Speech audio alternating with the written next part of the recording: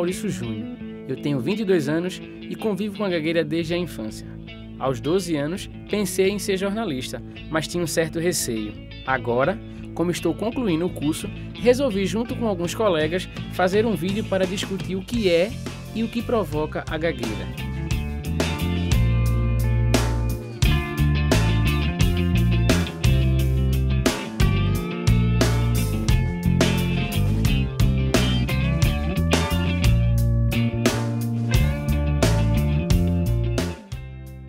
Não lembro ao certo o período em que comecei a gaguejar.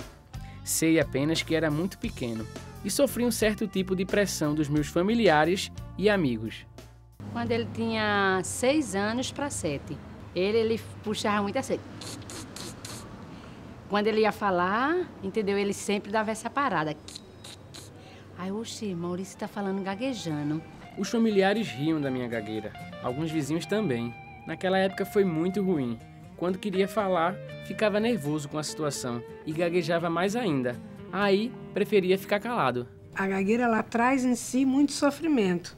Exatamente porque na sociedade existe um preconceito muito grande, sem dúvida, né? Então, é passado a cada geração de que a gagueira é engraçada, né? Então, as pessoas riem com as repetições da pessoa que gagueja, com os bloqueios que ela tem, quando, na verdade, naqueles bloqueios existe todo um sofrimento que precisa ser respeitado, que precisa ser conhecido.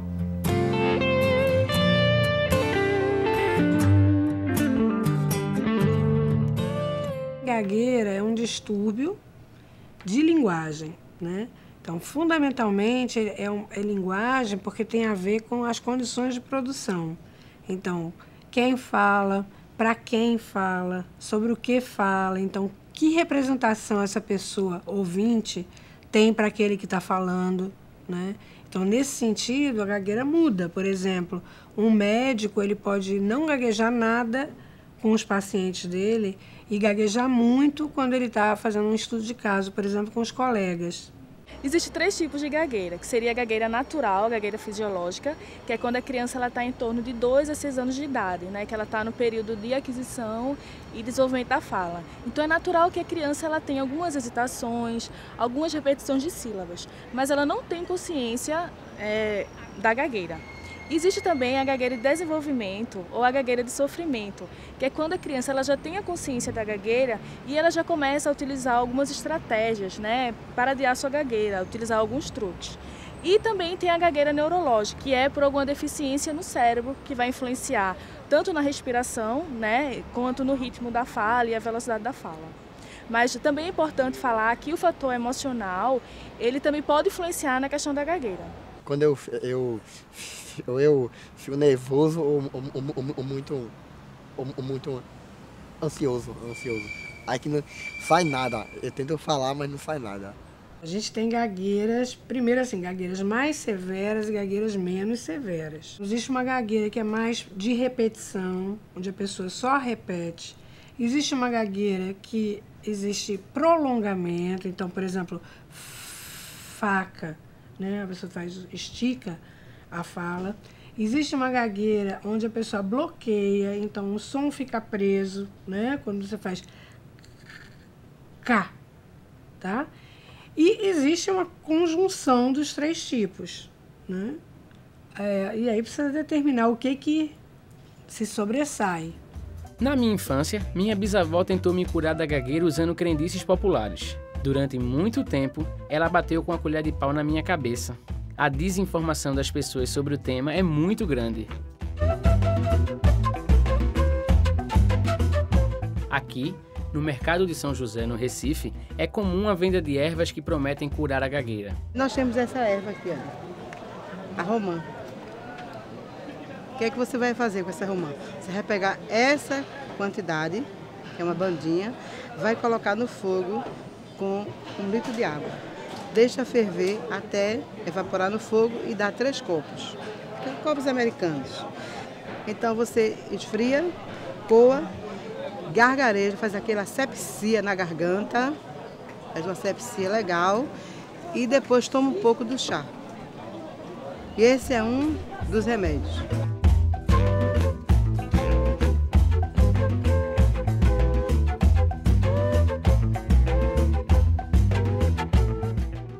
Mastruz é uma das ervas muito usada para gagueira.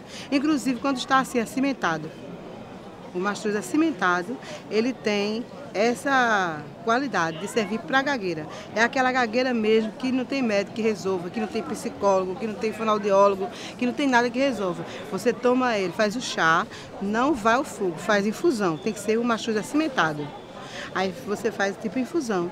Esfria, toma 2 vezes ao dia e você vai ficar bom da gagueira. Nada disso é capaz de curar a gagueira. Na verdade, todas essas coisas, né, atrapalham demais, porque fazem com que a pessoa fique ainda mais insegura no momento de falar e a gagueira aumenta muito mais. Quem nunca gaguejou? A pedido da minha fono, observei durante muito tempo professores dando aula. Eles gaguejam, mas não se preocupam, isso é algo normal. Mas para nós gagos é totalmente diferente. Antes de falar, a gente pensa que vai gaguejar. Partindo dessa ideia de que todo mundo é desfluente, a pessoa gaga, ela pode chegar a um estágio onde ela gagueja como todo mundo, sem a expectativa da gagueira, quer dizer, sem a previsão de erro que ela tem.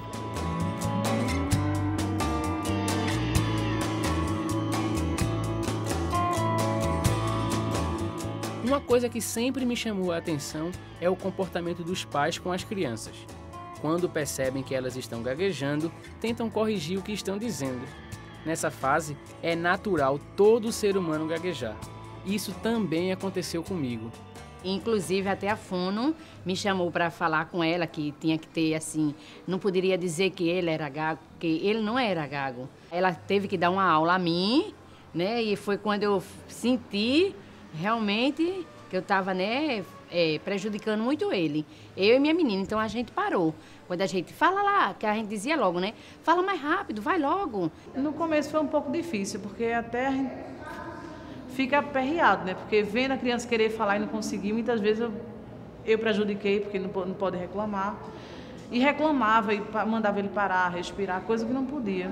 É a mesma coisa quando a criança começa a andar. Ela não levanta e sai andando, né? Ela vai cair, ela vai se segurar, ela vai correr para chegar mais rápido e não dá tempo de cair.